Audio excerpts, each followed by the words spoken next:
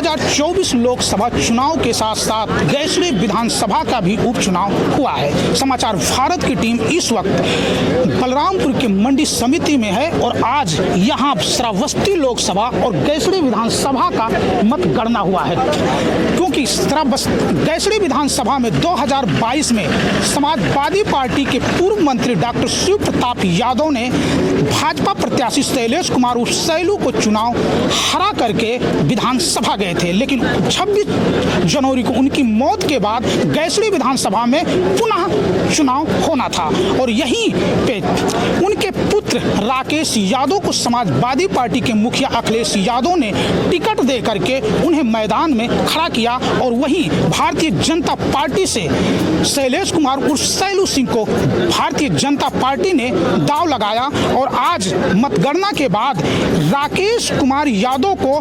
87,120 vote मिले। 9,437 vote से शैलेश कुमार उर्फ सैलू सिंह को मात दिए। वहीं शैलेश कुमार उर्फ सैलू को 77,683 मत मिले और वहीं बहुजन समाज पार्टी के प्रत्याशी हारिस खान फिदा बाबा को 16,983 मत मिले। तो ऐसे में फिर एक बार गैसड़ी विधानसभा में समाजवादी पार्टी के दिग्गजों स्वर्गीय शिव प्रताप यादव के पुत्र राकेश कुमार यादव ने भारतीय जनता पार्टी के प्रत्याशी शैलेश कुमार सैलू सिंह को मात दे करके फिर विजयी हुए और अब वो विधानसभा में जाएंगे। साथ राकेश यादव, सबसे पहले तो समाचार भारत की तरफ से राकेश भाई आपकी जीत की बहुत बहुत बधाई, हार्दिक शुभकामनाएं। इसके लिए मैं आपको धन्यवाद देता हूं और मैं गैसड़ी की जनता और साथ साथ बलरामपुर के सभी वासियों को मैं धन्यवाद देता हूं, जो उन्होंने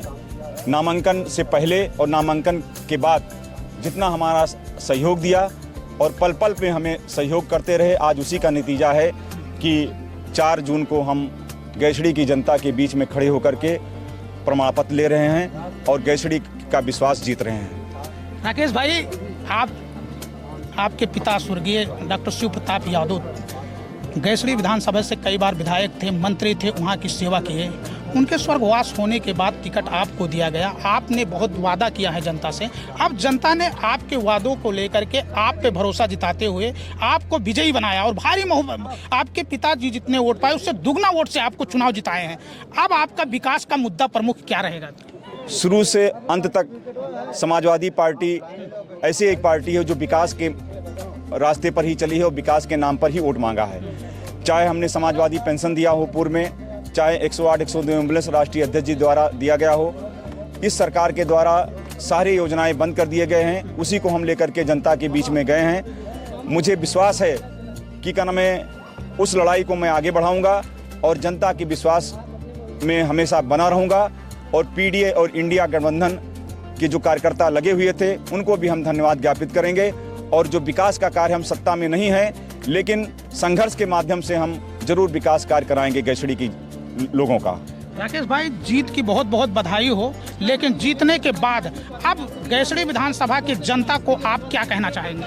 हम गैसड़ी विधानसभा की जनता ने जो हमें विश्वास हमारे पर किया है, मुझे इतनी शक्ति प्रदान करे कि उस विश्वास को मैं कायम रखूं और जिस तरह मंत्री जी बीच में लोकप्रिय रहे हैं लोगों के, मैं चाहूँगा कि मुझे भी वो सौभाग्य मिले और लोगों के बीच में मैं मिलजुल कर काम करूं और छोटे से बड़े कार्यकर्ताओं का मैं सम्मान करूंगा और पीडीए का जो नारा है राष्ट्रीय अध्यक्ष अखिलेश यादव जी का, उसको भी मैं आगे बढ़ाऊंगा और संविधान बचाने के लिए मैं जहां तक जा पाऊंगा वहां तक जाने की कोशिश करूंगा।